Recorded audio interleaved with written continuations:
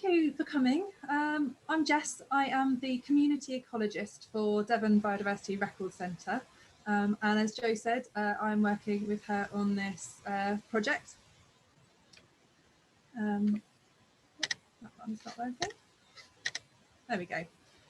So the Conservation Communities Project, as Jo has just said, is running, but it did actually start about a year ago, but due to some problems I think that we may have all noticed this year, it got quite delayed. So we've given it another restart and it'll be running for a couple of years. So we're looking at the 11 parishes along the Torridge between Great Torrington and Hatherley. And yes, thank you very much, Heritage Lottery, for letting this project happen. So here is a map of the parishes, just so you can see the sort of the scale of the area that we're working in. For those of you who might be joining us from a little bit further away, it's North Devon. You can just see a little bit of the coast there with Dartmoor below. So tonight, it's a bit of a whistle-stop tour really of various signs of some of the more common species that you might see. So I'm not going to be doing everything because we would be here for days. And so we're just going to quickly go through and see if we can get you enthusiastic and going out and looking for any of these and more, hopefully, and send us in your records, because as Jo said, that's what we would really, really like to do. It's really hard to keep track of wildlife if we don't know what's there. So we won't know if anything is declining or increasing unless we have records from you that let us know what is in the area. So what kind of signs can we look for in winter? Obviously, a lot of our wildlife is asleep or hiding at the moment and difficult to see even at the best of times. So these signs are ways that we can keep an eye on what is around. So that includes footprints, paths, feeding signs, nests and burrows, droppings, even skeletons or shed skin, eggs, and of course sightings. So I think someone's got their microphone on. If you wouldn't mind just putting yourself on mute, please. Thank you very much.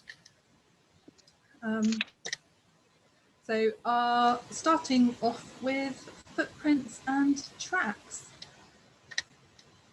So you need to kind of look for various things when you're looking at footprints. So look at the shape and the size, counting toes. So obviously I'm going to say I'm going to be mostly focusing on some of our more common mammals, but the theory goes for everything, whether it's a mammal or a bird or a reptile or anything. Are the prints on soft or hard ground? Because that might change the way that they look, whether they're really deep squished in mud or if they're probably looking at in the summer now on a more kind of sandy, dry surface with a harder ground underneath. You'd be very lucky if you find some that look just like the illustrations in the books, because most wildlife does not step around nice and neatly, leaving perfect prints, unfortunately.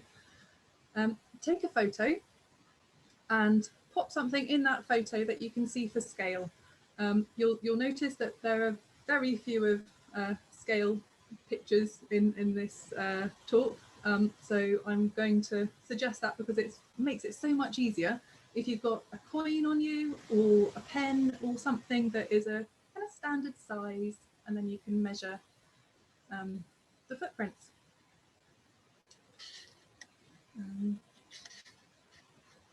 There we are, I can see more of my screen now. The other thing to look at is also if footprints are on a slope, because they might look different whether an animal is going up the hill or down the hill, and also have a think about where you are, the surrounding habitat for what might be likely.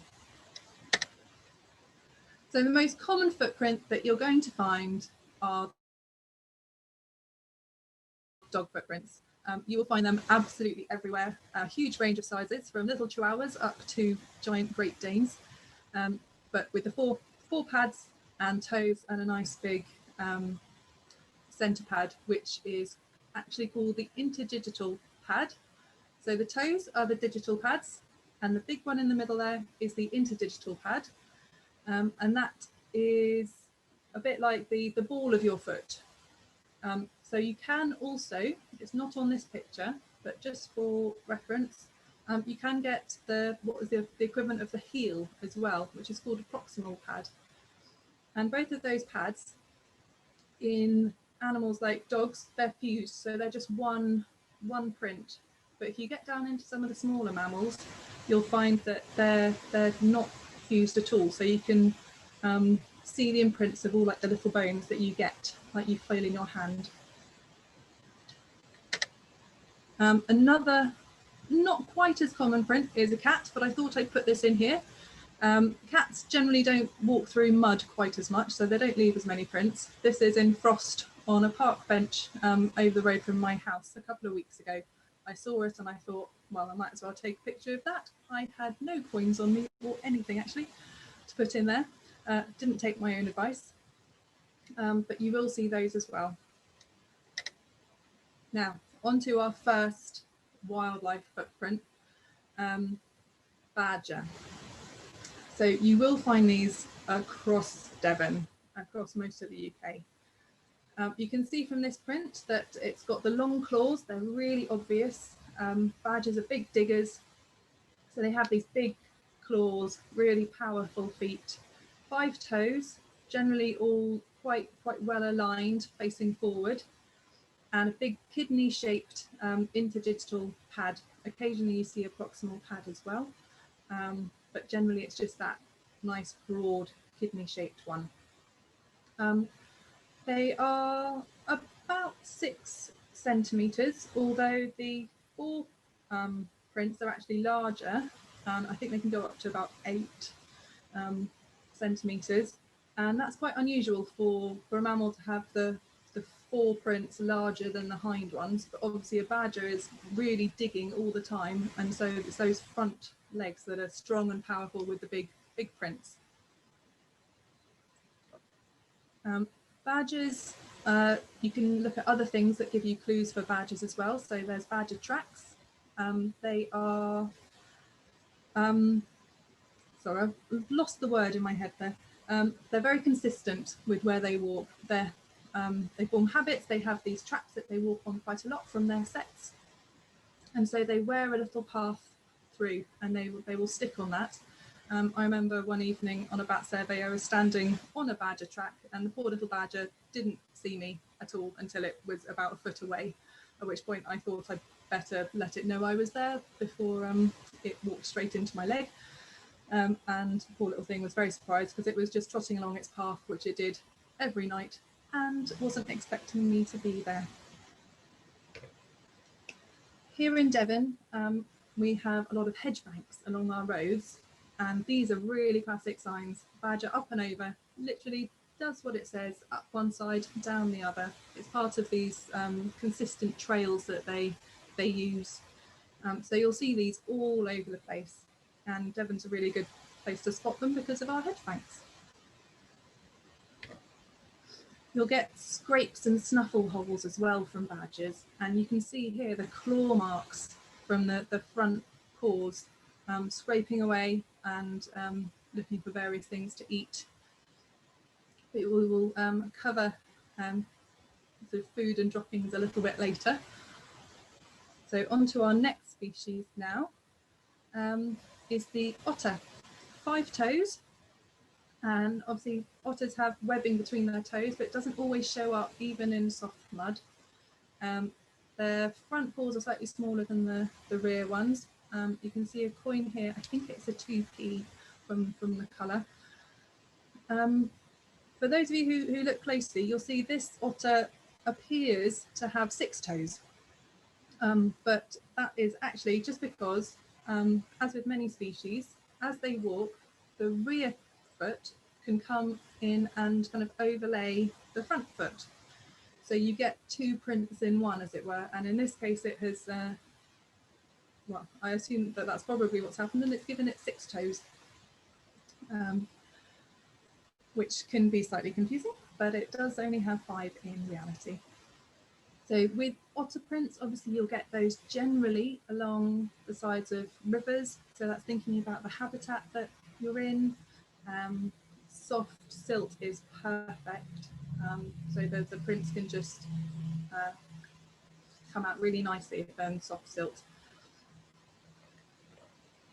Otters also leave tracks. So here's a few pictures. Snow. They have like regular places where they enter the water, and maybe shortcuts across areas like in bends in the rivers where they go to their like favourite fishing areas as well. So you'll see little tracks. So you might follow those and find footprints at the end of them if you're lucky.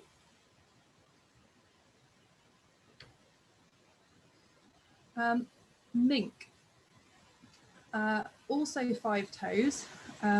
This is the American mink, an invasive species. So released/escaped in the 70s and has provided some competition with otters. Obviously with otters, with the area that the Conservation Communities Project works in, I know, having spoken to some people up there this spring, that otters are there all the time. I think I had someone saying that they could look out their kitchen window and regularly see otters, which made me very, very jealous. So mink do compete with otters, and you often find them in similar areas. So these ones are, you can just about see the webbing on those. These prints come from a really, really good book, the Hamlin Guide for Animals, Tracks, Trails and Signs, which I've referenced at the end of this talk. But the top ones are actually the rear footprints, and the ones below are actually the fore paws. So you can see those are much more webbed. But there's 5 toes on each, and you will see those again on the silty edges of riverbanks. 3 by 4 centimetres approximately, that's the rear ones. And you'll also see they do incredibly smelly droppings. If we were all here in person, there would come a point where I would pass around one of my poo collection pots with mink droppings in, and thankfully you're all spared that tonight. This is another river species, the water vole. We don't have any records of water voles along the Torrid, but I thought I'll pop it in this talk just in case, because you never know what people might spot. So this is a smaller mammal, still one of the largest of our small mammals, with a hind footprint size of about 3 by 3-ish square. And you can see in this picture that it's got 5 toes, and that is the rear paws. So it's got kind of three toes pointing upwards and 2 out to the side, and then its front paws actually only have 4 toes with 2 pointing up and 2 out to the side, and that is a very classic formation for a lot of the voles and mice that we have, and rats as well. So rat prints are really, really similar and very similar size. They only differ by a couple of millimeters. Whereas if you go to, for example, wood mouse, they have much smaller. So although very similar shape, much smaller prints of only about 1.5 centimeters by just over 1 for the front feet, and sort of 2 by almost 3 rear feet, so much smaller. Similar, as I said, similar shape. And these small mammals are the ones that have the unfused interdigital pads. So that's the ball of the foot, and also with the heel of the foot as well, the proximal. So you'll get, it's really difficult to see in the very soft mud. So although in soft mud you get a good outline, you don't necessarily get all the detail of the equivalent of the palm, as it were. You get all the dots. Moving back up size-wise, we've got the fox. This, I'm afraid I didn't have a really good picture of a fox print, so you've got a little sketch. 4 toes, you can see the claws, and 4.5 by 5 centimeters ish. And when I put often in a straight line, that is not the toes, because you'll see they are actually quite kind of condensed, but it's the tracks. So when a fox wants to cross a field from A to B, it's pretty good at just going across the field in a straightish line. They'll often use their similar paths, so maybe they'll go around the edge, but they walk quite determinedly. Whereas the print that it can often be confused with, which is a dog, so I put that on there, you'll see it's a different shape, but also anyone who's got a dog knows that if it goes somewhere, it doesn't run in a straight line almost ever. So they'll be zipping about all over the place, which is a clue for if it's a dog or a fox print. So you can see the difference here. And something I was told years ago when I started is about drawing a cross. So between the 2 toes, either side, if you draw a cross, then if they meet in a large pad in the middle, it's probably a dog. And if they meet in space, then that could be a fox with a smaller pad because of the shape of the toes. That's not absolutely set in stone, but it's a really good one to try. If you have a picture or if you look at it and just imagine the cross in there. Oh, and that's the dog print from earlier. Jumping now, I feel like I'm racing through these guys, so if you've got any questions, do pop them in the chat function. With deer. So here we have the largest of our species, which is the red deer. So 7.8 centimeters long, which is it's about that big, quite large, pointed at one end, round at the other, and occasionally, well, reasonably common for red deer are to have dew claws. So dew claws, for anyone who's got a dog, you'll know that they have a dew claw up on, it almost looks like it's up on their wrist. So with all these mammals, they do technically have 5 digits, but because they only use either 4 or in this case 2, the other digits have sort of over evolution migrated up, and so they're sort of more vestigial. So that's like the dew claws. I've got a photo here, so you can see the main footprint, and then the 2 dots behind are the dew claws as it's really squished into that wet mud. So there they are. Another of our species, the fallow deer. Again, pointy at the top, round at the bottom, but kind of uneven as they go down the side. And we can just compare that with another, but probably most common species, the roe deer. It's quite a lot smaller and is more even. So it's got the pointy ends and the round bottoms, and only about 5 centimeters long, so much smaller. And you can see it's just got a sort of more uniform shape than the fallow deer. Other species with 2 toes you get regularly are sheep, obviously. That's another thing, look at what habitat you're in. If you are in a field with sheep in, probably sheep, but they are about 6 centimeters long. They're round at both ends. So if you see a sheep print, it'll be round at both ends, and usually there's quite a lot of sheep prints in one go, whereas deer will probably be slightly more spaced out. You can get big herds, but on average, you're not going to get quite the numbers of prints as you would with sheep. And obviously cow prints much bigger, up to sort of 10 centimeters or more. So that is part 1. So I've raced through that, just trying to give you a bit of an idea of some of the most common species. So on to part 2, droppings. A good way of seeing species here. So otters, otter spraint. This is a photo of probably not incredibly fresh otter spraint. It does sort of dry quite quickly in the right conditions.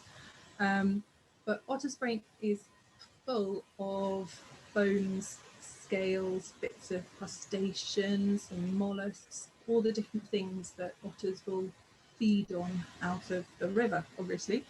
When they're fresh, they're usually quite black, very dark,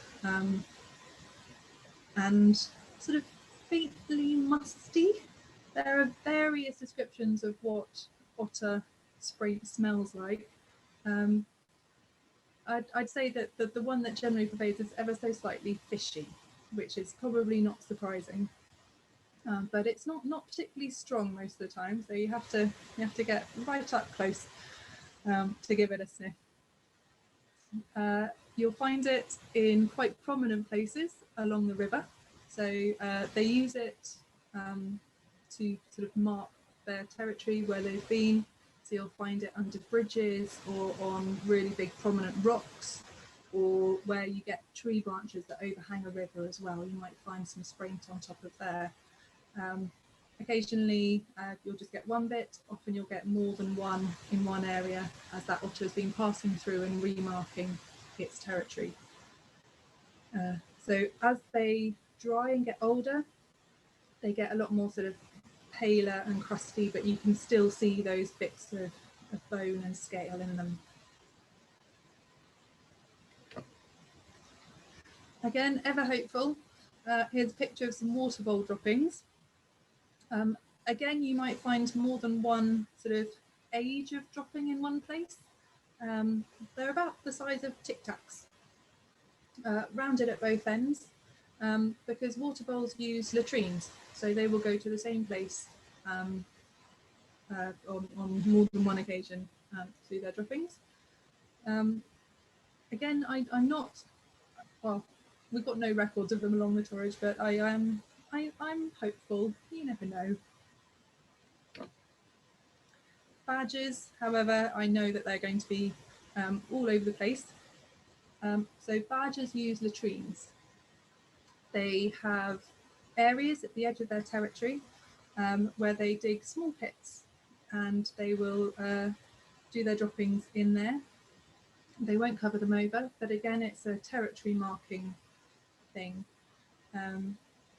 The droppings that are in there will change sometimes quite dramatically through the year. So at this time of the year, there's not much in the way of fruit or nuts and things for them to eat. So they may mostly be eating earthworms. And an earthworm is, well, it's kind of a lot of soil, really. So the droppings come out and they are very brown, very muddy. Whereas if you go back a few months, maybe badgers were eating nuts and berries, and you'll be able to see that in their droppings instead. I've seen droppings where I think a badger has just been gorging on blackberries. It's a very funny colour. They'll also sometimes contain insect remains, and occasionally small bones as well from other small mammals that it might eat as it roams around. So those you'll find them in pits, and sometimes quite a few in one place. So foxes, foxscat is well, you'll know it because it's pretty stinky, very musty, as you can sort of generally that very distinctive foxy smell. The droppings are often slightly segmented, twisted and pointy. You'll see a lot of hair running through them from the mammals that they eat, and that's often that hair is sort of holding them together. Small bones as well. They tend to start off quite dark, but they will grey with age. And yeah, still remained a little bit stinky, really.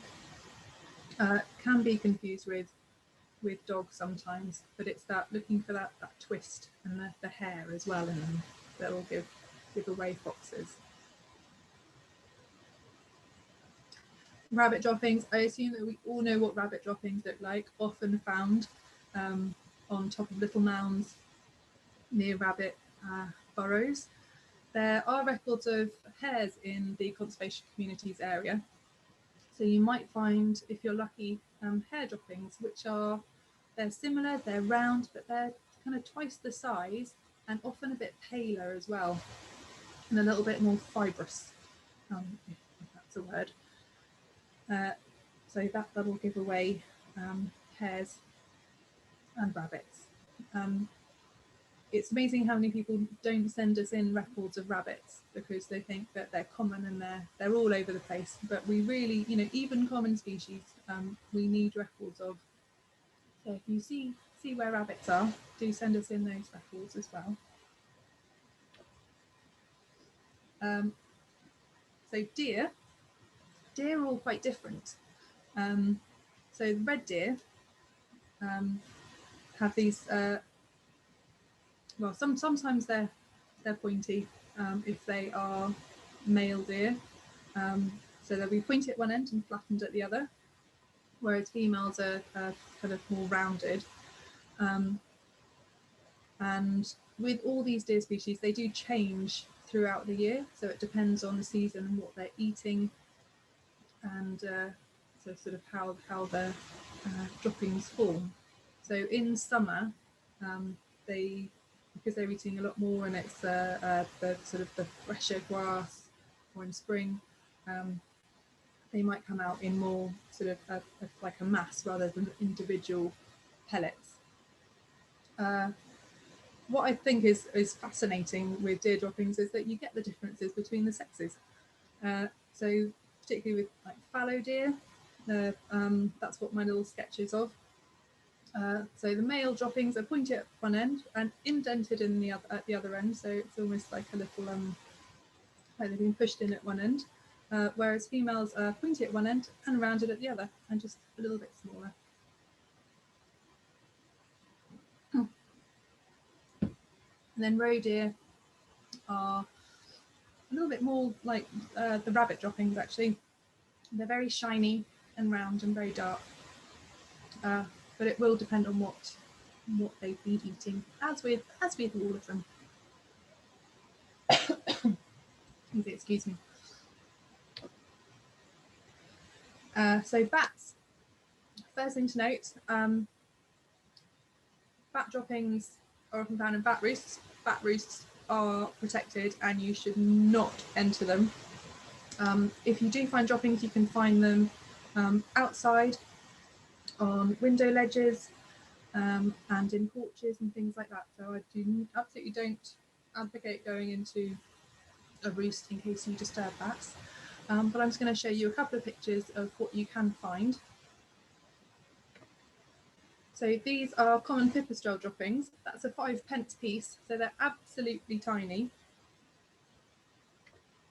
And this, again, 5p piece, these are greater horseshoe droppings. And this is from a night roost, which is in a porch.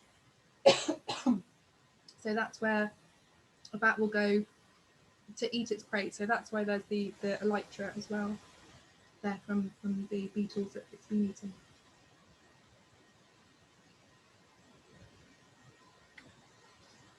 And they'll also eat moths. So a little pile of moths in a porch could be indicative of having bats, for example, long-eareds, and again, greater horseshoes have this behaviour where they take their prey and they sit, hang somewhere and eat it. So you get these remains falling on the ground underneath. Just skipping back up to the actual droppings, you can see there's one just to the right of the coin. Bat droppings, when you pick them up, they will crumble. So if you rub it between your fingers, they sort of turn to dust, because bats eat insects, and so obviously in their droppings it's got a high content of the the chitin and that sort of the hard shell of insects. So when you rub it, just turns into dust. Whereas rat and mouse droppings, they eat all sorts of things, and if you rub them between your fingers, they just roll around and it's a bit gross. So that's the difference between those. So there were some droppings. I don't have pictures of everything, I'm afraid. Trying to up my collection. So part 3. How are we doing on time? I am going through this quite quickly, guys. Feeding, signs, nests, hair, and tunnels. So this is a badger set. Badgers create sets in various sort of groupings. So they'll have a main set. So that is the one that they use all the time. It will be full of bedding and chambers that they really just, they live there. Whereas they can also have other sets, so there'll be outliers that are quite a distance away from the main set in their territory, and that might just be a single entrance into one chamber, where badgers only use it occasionally, whereas the main set will have multiple entrances usually and multiple chambers underneath. You can tell a badger set, the entrance will be much larger than that of a rabbit. You need to look at not just the outer bits of the set, but actually kind of where it goes, because with rabbits they can crumble around the outside with use.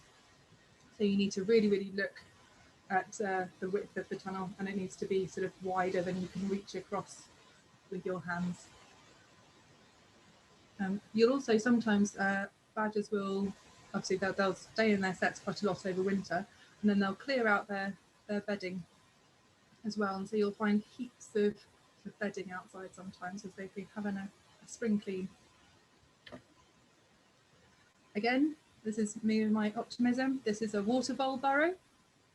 So it's got the little burrow, and then the water voles create a little lawn around the outside edge of their burrow to keep it nice and tidy. And you'll find these again along the sort of soft, earthy and vegetated banks along a river. So where it's really stony and rocky, much less likely.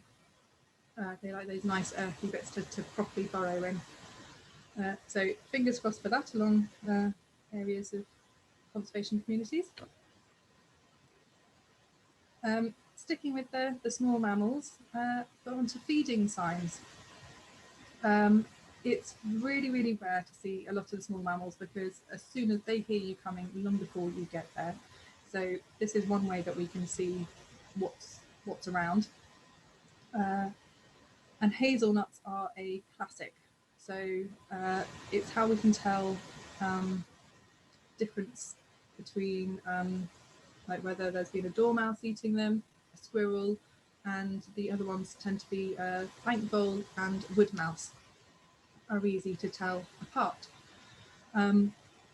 In a bit at the end of this little section, I think I'm going to try and do something clever and switch, stop sharing my screen and switch cameras to show you a few hazelnuts and various bits and pieces I've got with me here, hopefully so you can see them a bit closer.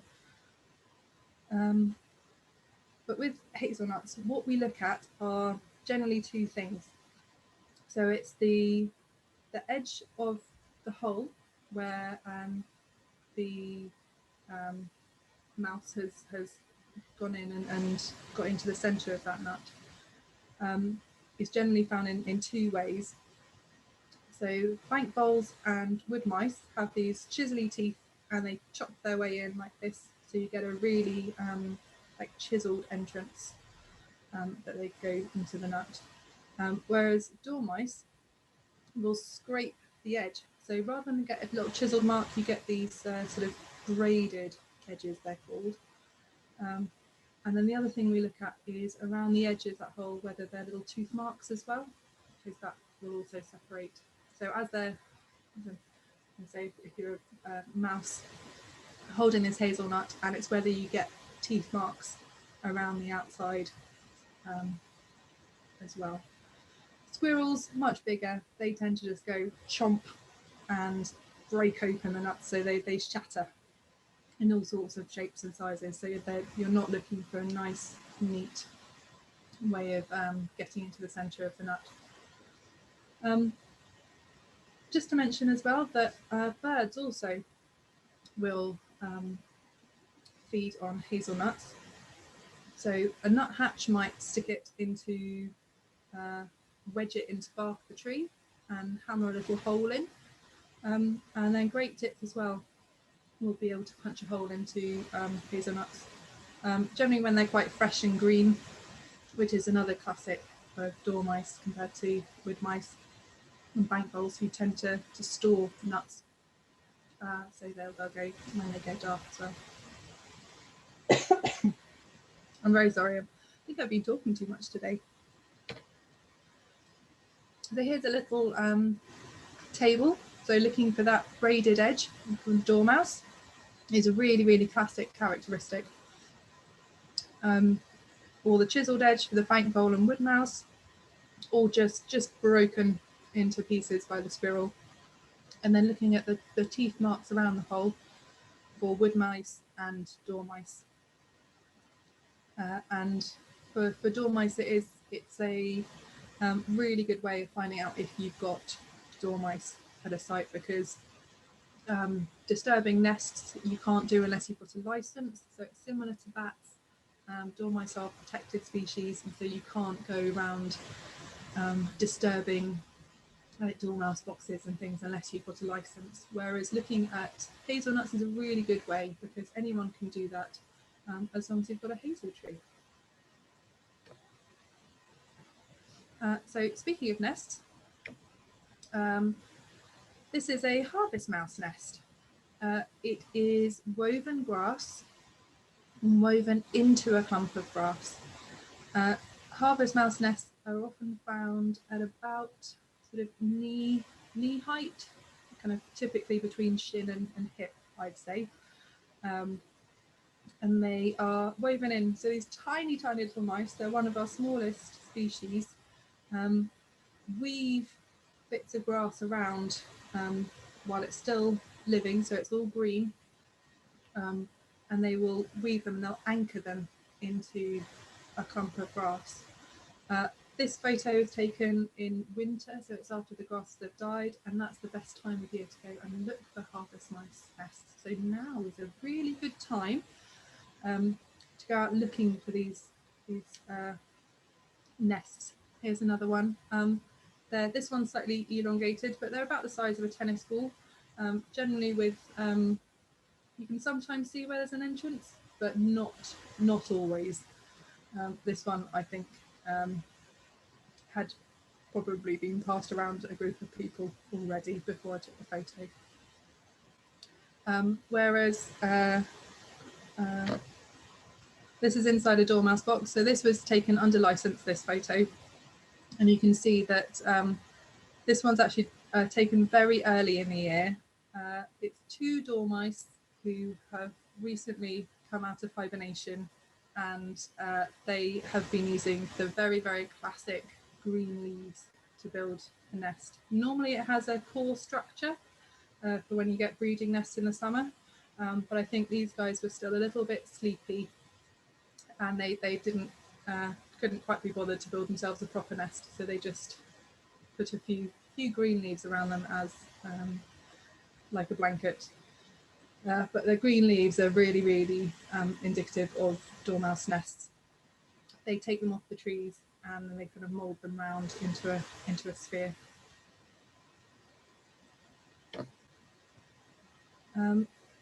Another thing you can look for is bits of fur on barbed wire, which it's looking at hairs and actually determining the species can be really difficult. Badger hairs, however, are much easier. So often found along one of those paths that they use. And the cross section of a badger hair isn't round, it's oval. So if you roll it between your fingers, it actually goes dump, dump, dump. You can feel it. It doesn't roll nicely. And so that is the guard hairs, so it's the large coarse hairs off the badger's back that do often get stuck in barbed wire. And so that's quite a nice way of seeing if there are badgers around and if they're using a pathway. Obviously, you also get a lot of other hairs. You'll get deer hairs, but you also get cows and horses and dogs as well. So you need to be a bit careful with looking at hairs on wire. The classic species of leaving signs, but you hardly ever see them, moles. So molehills are there when they're digging their tunnels. So they appear kind of in the breeding season and when young leave their parents' burrows. But most of the time there'll be molehills underneath the ground, moles under the ground in their tunnels, and you won't know unless they have to do some sort of tunnelling work which leaves a molehill. The permanent tunnels are often used for years, and you might not know that they are there most of the time. Underground, they have lots of tunnels and lots of chambers where they nest and also where they keep food. So moles can incapacitate worms and store them underground and eat them later, which is going to put me off my dinner if I think about it too much. Let me see, shall I go? Try to think. What I think I'm going to do now is I'm going to try and be a bit clever. I'm going to stop sharing my screen and switch camera. So if you can stick on speaker view, I'm going to see if this works. Hopefully everyone can see some hazelnuts here. I don't know if you can see them very well. I'm going to take this clump here. These, if I hold them up, are dormouse chewed hazelnuts. And if I put a few of them together, something that I've never seen actually written down, but that I have just noticed myself, is they're really neat, really circular holes in the nuts. So like this one. Sorry, my camera can take a little second to focus sometimes. It's got this braided edge, and I don't know if you can see the little teeth marks around the edge here. And if you run your nail along the inside there, it's quite smooth, whereas I take these ones, so not quite as round, and if you run your finger along here, you won't be able to hear it because it's too far away from the microphone, but you can feel and hear a kind of like you can feel those chisel marks. So at this time of year, you'll still get some hazelnuts on the ground that you can go and see what might have been eating them. You also might find a little stash. So if you do find a stash of hazelnuts, it is not going to be a dormouse, but it could be a bank vole or a field wood mouse even. So that's those. I've got a big box of various signs here that I collect, much to my partner's annoyance when I keep bringing strange things home. But here we've got some bat droppings. Bring them closer. So just to show you the difference you can get between two species, the tiny ones there are common pipistrelles, and the larger ones are one of our bigger species, a ceratine. So you can see that they're really quite different. Sorry, they keep going. Let's put them on my palm. There we go. So the common pipistrelle ones really are really small.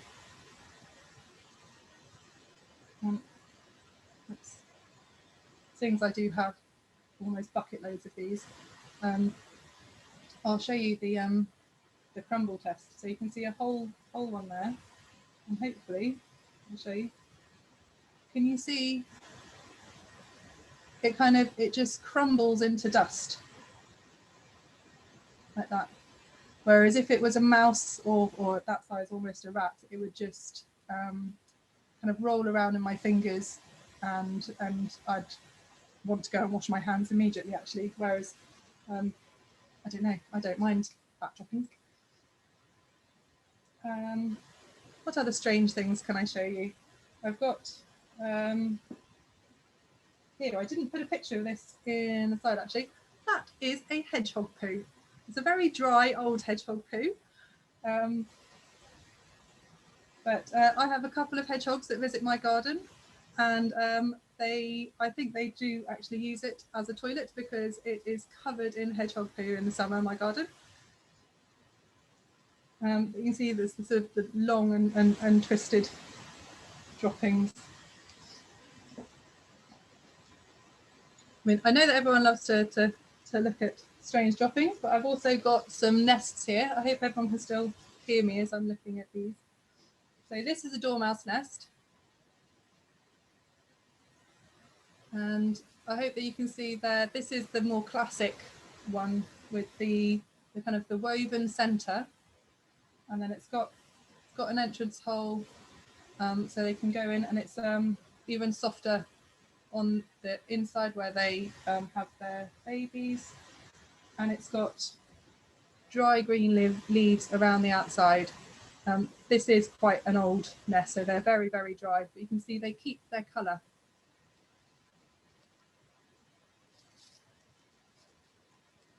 And then last one, I think, for this part, this is a harvest mouse nest.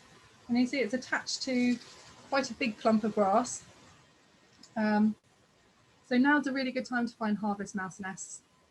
Once you get your eye in, they're quite nice and easy to, well, they're not easy to spot, that's lying. They're really, really camouflaged and sometimes quite difficult, but once you get your eye in, it's very satisfying when you do find one. If you find one that is still a bit green, I'd say be really cautious and don't go and pick it or poke it too much, because even this late in the year, you do occasionally get them still in use. Most of the time they're not, but if you find one that's still quite green, it could be recent. Because remember, they make them with live grass, and then they dry out. Okay, let's see if I can switch back and go back to my screen. There we go. So moving on from my strange nest and dropping collection, another thing that you can find in various places are reptile eggs and, well, skin. So here are some eggs. They're grass snake eggs, which are pretty much the only ones that you're likely to find in the conservation communities area. Because adders, common lizards and slow worms all give birth to live young. So if you find a big group of eggs like this that are quite soft, they're almost certainly grass snakes, and you'll find them in compost heaps and well, other places, but frequently in compost heaps. So this is a bit of a hodgepodge of species coming up.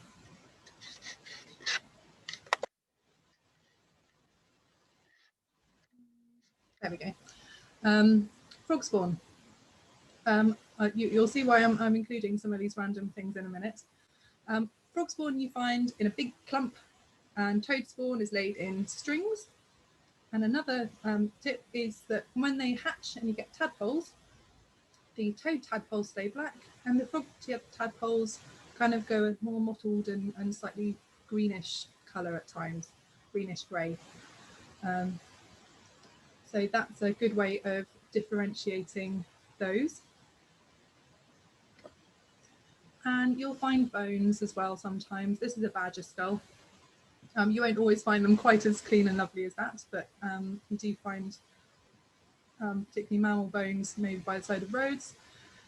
And I haven't even touched on small mammal bones and owl pellets, because that is a whole complicated and very detailed way of finding out what is in an area. But you can look through owl pellets and dissect it to get tiny, tiny little bones and work out what they are for the very, very committed. I'm just going to put this in here. This is badger records and this is road kills. So when I said sighting, sometimes you might not see a live animal, but even dead ones are interesting. What you do get is, of course, a map of the roads of Devon, but it can show where they're obviously more numerous than other places. And now on to the last bit, camera traps and trail cams. Joe said at the beginning, for people who live within the conservation communities area, you can borrow some trail cameras that she's got. I've got one myself and I've put it up a couple of times. So I'm going to just share a little video with you. I hope it plays.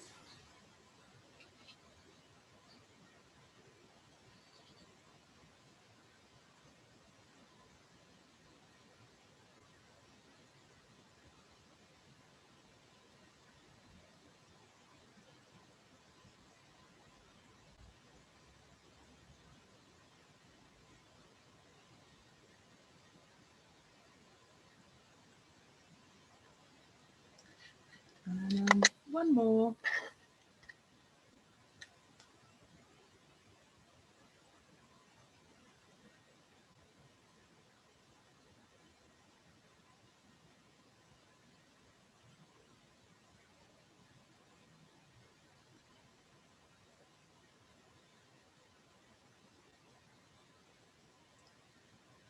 And off he drops.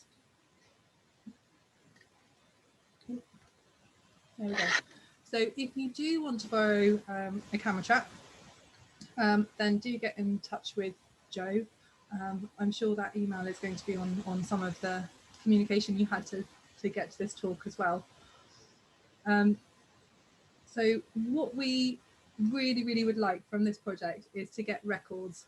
And here is a rather shameful slide. I'm not going to name parishes, but I do not believe that there are no amphibians in more than half of these parishes. We really, really need records. Even common species, like I said, house sparrow. How do we know if there's some decline in house sparrows if nobody tells us if they see them? So even if you see them every day, let us know. Yeah, not naming parishes, but I think you should, do your best for your parish. Let's get a really, really good records coming out of this project over the next couple of years. If you don't live in the area, still record wildlife and send it in to us. Obviously, we take records from everywhere in Devon. All our records are verified. And yeah, we want more records. So with the conservation communities, there is a wildlife survey form that you can download from the website. So you can use that, or you can submit records directly to us at Devon Biodiversity Record Centre through our website as well. So these are my references. Well, my reference, one really good book, and obviously my own collection of strange things. Remember, health and safety. If you're going to be out there poking stuff, then wash your hands, please. Be sensible, obviously, with all the current restrictions if you go out and about. And just another one, something else to unfortunately have. There is a current outbreak of avian flu, so probably don't pick up feathers and bird carcasses at the moment, and really, really do wash your hands. And I think that is probably what I'm going to leave you with, actually. So thank you very, very much.